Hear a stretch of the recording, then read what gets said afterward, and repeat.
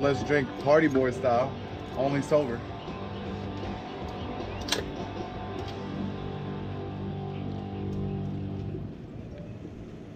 Let's do it, y'all. From Beer to Ketosis here. So, for anybody who is not following my Instagram, if you stumbled across this channel while looking for a better channel, I made a major announcement on Thursday that I'm going to be hiking the entirety of the Appalachian Trail, which is some 2,190 miles, I believe. That's subject to change, of course, in the next year. It's the most popular in North America for sure. There is also there's the big three, or whatever they refer to them as, the Pacific Crest Trail, the Continental Divide Trail, and then the Appalachian Trail, which I believe the Appalachian is the longest. Don't quote me on that, I'm sorry if I'm wrong, guys. To give a quick background of why I am going to be hiking the Appalachian Trail, I grew up in South Jersey. I grew up maybe an hour and a half, 2 hours from some points of the Appalachian Trail, and I grew up a Cub Scout, Boy Scout, so we would camp a lot. We would oftentimes hike the Appalachian Trail. We would stay, camp along the trail, or even just like different hiking trips in general. I really enjoy hiking trips. I've often said that there are two places where I'm truly happy, and that is in the mountains or at the beach. Also, as I got older, we would camp at Worthington State Forest, which is right in the Delaware Water Gap area. And in fact, when you get off the highway and you are headed to Worthington State Forest, you end up seeing some of the hikers on the Appalachian Trail. So it's always amused me. We've hiked up to Sunfish Pond at some points, and the Appalachian Trail has always been something that's been there in my life, and it's always been kind of a goal of mine to hike the entire Appalachian Trail. It's never been realistic for me because I've always had to, work and, all that stuff and everything. As I said in my Instagram post, I feel like I'm at a point in my life where, honestly, I'm at a crossroads, y'all. I don't know what I want out of life. I don't know where I'm going in my life, and this is the healthiest I've ever been in my life. So people save up for a year to buy a car. People save up for a year to do this or do that. So you know what? I'm gonna prepare for almost a full year to take this hike, to take this once in a lifetime hike, possibly once in a lifetime. I'm hoping to do a little bit more than once. I'm hoping to do Pacific Crest next and Continental Divide. Anyway, it just seemed like the perfect time for me to do a through hike of the Appalachian Trail. I'm not getting any younger. And quite honestly, hopefully I find some answers while I'm on that trail. Earth Day 2019 is when I set sail, if you will. I am going to be hopefully hiking a section with my father. I'm only about an hour and 45. They're only about an hour and 45 minutes away from a certain point in the trail. So hopefully my father, my brother, anybody in my family can make a day trip and come out and do a section hike with me. I'd love to see my nephews while I do that. Also, I'm planning it in such a way that I will be in that area around the first, second, 3rd of July, which my family always does a big barbecue because it's my brother's birthday and 4th of July. So I'm going to take a break and go down to civilization for 2 days and enjoy some time with my family, because I mean, it's been 5 years since I really got to see my family on any real basis. And then that'll put me at the end of the Appalachian Trail in late August, possibly early September. I'm going to be preparing to do it on a ketogenic diet, which is going to be difficult. It's a space that not a lot of people have created content about, so it's going to be a little bit of touch and go. I'm going to be taking sections hikes. I'm going to be taking hikes, different weekend trips, different I guess weekday trips in my case. But I'm going to be taking different trips and trying out different things. Big shout out to Keto Savage and the Keto Bricks, because I am really interested to see how those hold up on hikes. So that's one thing that I'm going to be talking about in the future, is how I feel like they're going to be super effective. So how effective a keto brick will be on a long distance hike like that.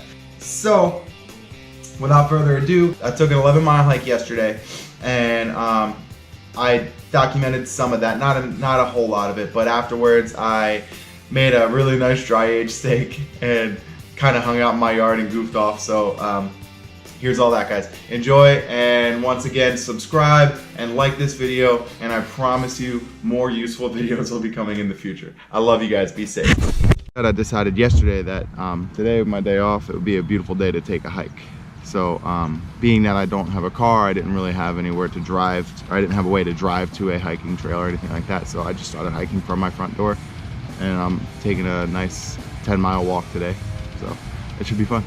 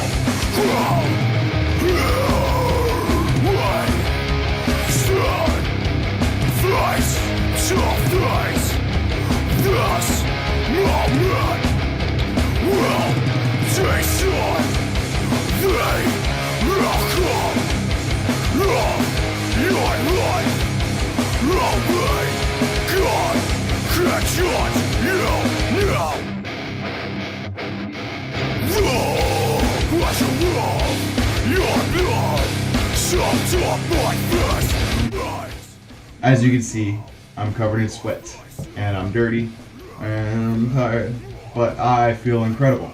I feel great. I just walked a total of, hold on, let me do the math here. I got 2 miles and I have 9 miles. So I walked a total of 11 miles today. I thought about taking a break to sit down and record a little bit of a video, but I just decided to just power right through and just do the whole thing. Because if I am going to be hiking the Appalachian Trail, when I am going to be hiking the Appalachian Trail, that 11-mile walk is going to be my halfway point for the day. So I have to get used to that. And at this point is where I would be sitting down to have a little bit of a meal, a little bit of a lunch or whatever, and then back on the old dusty, dirty hiking trail. I am going to take a shower and I'm going to shave, and also I'm going to let you guys watch me make my dinner. I have a dry aged ribeye on the way, getting delivered through Instacart, and I'm really excited about that because I haven't made a dry aged ribeye myself. Well, I haven't cooked a dry aged ribeye myself. I've only had it in restaurants, and I'm really excited to make it, and I'm really excited to eat it more than I am to make it. Alright, so this ain't a cooking show, so I'm not going to school you guys on any of this stuff. Like, we're not going to talk about this. Besides, I mean, I'm not a grill expert, but I do what I do. I do what I'm doing, you know? So, as per tradition, I'll light it first.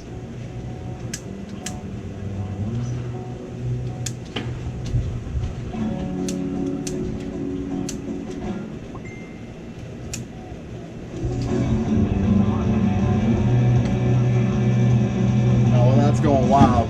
Woo. Well, that's going wild. What I usually do when I grill is I like to have a couple beers and hang out, but you know, I don't drink anymore. So, good old sparkling water to the rescue again. You guys remember that? So let's pop one of these bad boys open. And let's drink party boy style, only sober.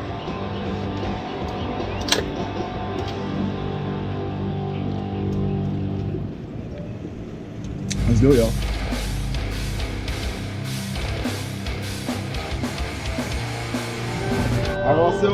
I forgot to talk about, I'm in classic dad grilling attire right now. I got my shorts, my cargo shorts. I gotta keep it East Coast hardcore though, so I had to make them camouflage. I'm sorry, guys. But I got my sandals, my slides, as you might call them. So I'm ready to go, or chunkless, depending where you at. But I'm ready to go. I'm ready to grill.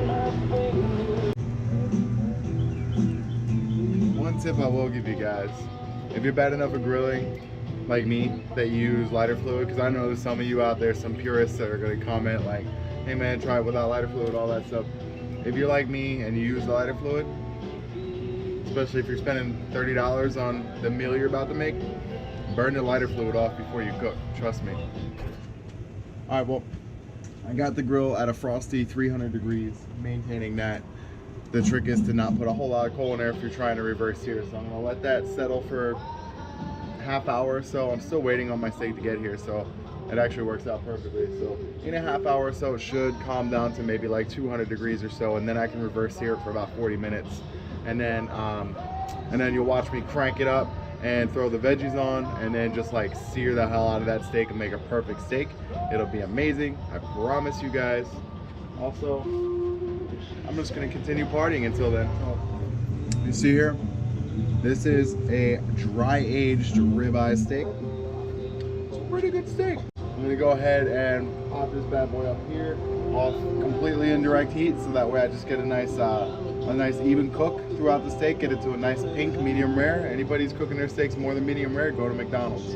Anyway, I mean, eat it how you want. I'm messing with you guys. I got the steak reverse searing. I'm gonna go in and get my vegetables ready so I can get them on the grill in some tin foil, and not a lot of vegetables, asparagus and some onions to put on the steak. So let's go ahead and get that done, and you know, this ain't a cooking show, so I'm not gonna walk up. So one of the joys that I used to have back when I was drinking was that I really enjoyed just relaxing with a cigar and a glass of whiskey or a beer, and bless you, and just grilling and hanging out in the yard, you know, dad stuff. But being that I don't drink, I've stayed away from the cigars because they may or may not be a trigger for me to drink, and I felt kind of strong today, so I decided to light up one of my mini cohibas and see what happens. I think it's safe to say that I don't need the drink to enjoy the cigar. I also hate this song. Alright, y'all. So here's my end result here. You can see I got a nice, perfect, beautiful pink steak here. This dry aged beef.